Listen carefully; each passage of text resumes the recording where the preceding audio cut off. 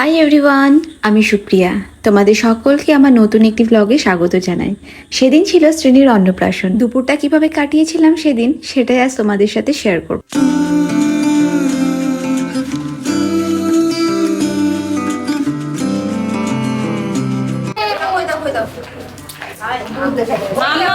বাড়ি থেকে লজে পৌঁছতে সেদিন আমাদের একটু দেরি হয়ে গিয়েছিল। খুব দূরত্বে ছিল না লজটা, এটা ওটা নিয়ে গুছিয়ে যে যেতে হবে তা করতেই দেরি হয়ে গিয়েছিল আমাদের। তো তাড়াহুড়ো করে মেয়েকে রেডি করিয়ে আমি ওখানে বসিয়ে দিয়েছিলাম। তার মধ্যেও একটু নার্ভাস হয়ে গিয়েছিল। হঠাৎ করে এত লোকজন, এত লাইটস, ও ঠিক বুঝতে পারছিল না কি করবে।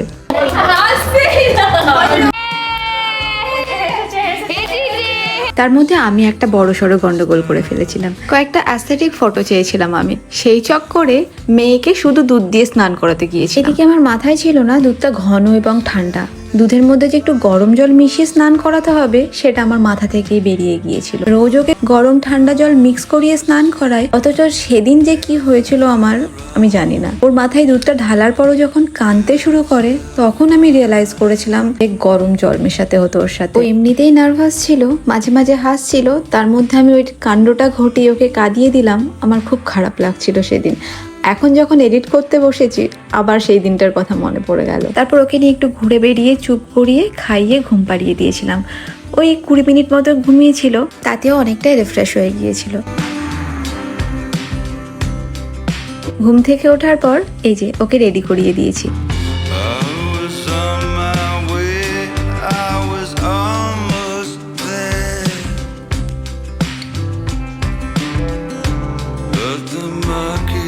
রেডি করিয়ে ওকে বাবার কোলে বসিয়ে দিয়েছি। আমি ভাবছিলাম ও হয়তো কাঁদতে শুরু করবে। এমনিতে এত লাইটস, এত লোকজন দেখে ও একটু নার্ভাস হয়ে যাচ্ছিল, আবার মাঝে মাঝে নিজেকে কন্ট্রোল করে হাসছিল। আমরা তো কন্টিনিউ ওকে হাসানোর চেষ্টা করছিলাম সবাই, কিন্তু তাও মাঝে মাঝে কাঁদতে শুরু করেছে। এই যে দেখো না, বাবার কোলে বসবে না, কিন্তু তাও অনেকক্ষণ ভুলিয়ে ভালিয়ে এটা ওটা বলে সেই বাবার কোলে বসালাম।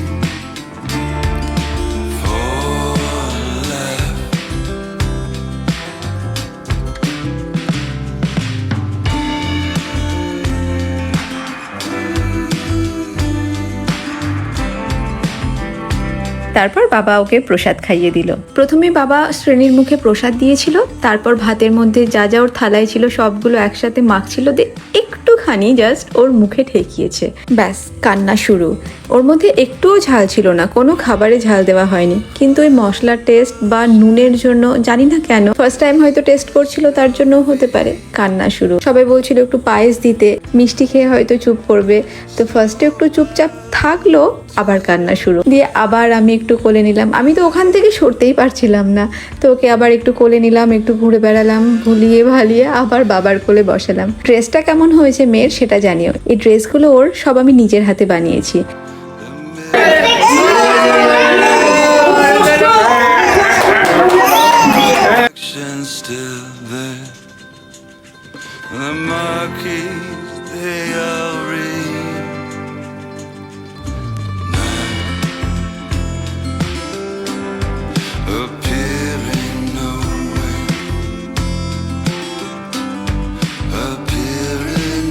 তারপর শুরু হলো একে একে আশীর্বাদ। প্রথমে দিদা দিয়ে শুরু করেছিল, মানে কুশের দিদা ওকে প্রথম আশীর্বাদ করেছিল, তারপর বাড়ির বড়রা সব আশীর্বাদ শুরু করলো।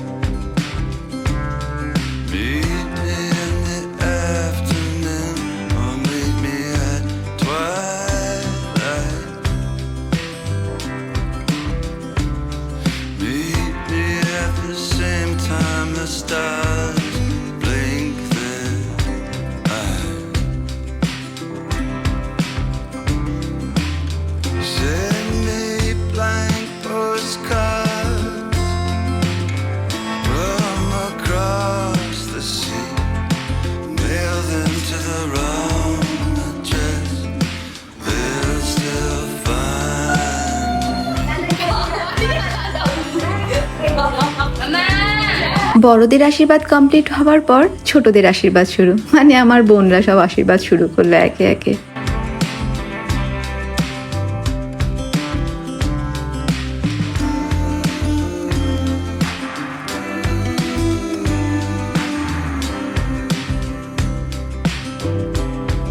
আর সবার আশীর্বাদ করার পর্ব শেষ হওয়ার পর আমরা আশীর্বাদ করলাম। অবশ্য আমাদের আশীর্বাদ তো ওর সাথে সর্বদা আছে, প্রথম থেকে শুরু করে এখনো অবধি।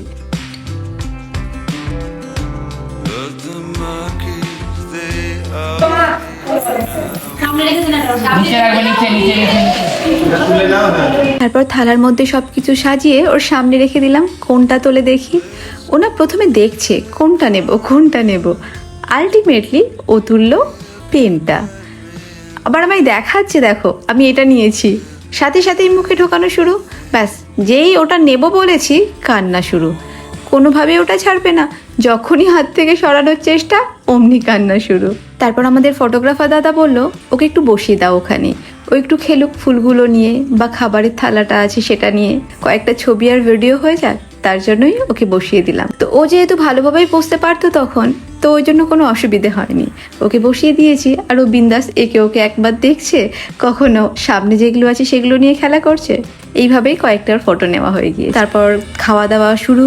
খাওয়া দাওয়ার আর ভিডিও করিনি আমি। খাওয়া দাওয়া করে মেয়েকে ঘুম পাড়াতে হবে বলে তাড়াতাড়ি বাড়ি চলে গিয়েছিলাম। রাত্রে যেহেতু রিসেপশন আছে, আবার আমাদেরকে লজে আসতে হবে, তো মেয়েকে তো ঘুম পাড়াতেই হবে, নাহলে সারাটা রাত কাঁদবে। ওই জন্য তাড়াহুড়ো করে খাওয়া দাওয়া করে বাড়ি চলে গিয়েছিলাম। তো আজকের জন্য এইটুকুই, দেখা হচ্ছে পরবর্তী আরেকটি ব্লগে। ভালো থেকো, সুস্থ থেকো, চলো টাটা।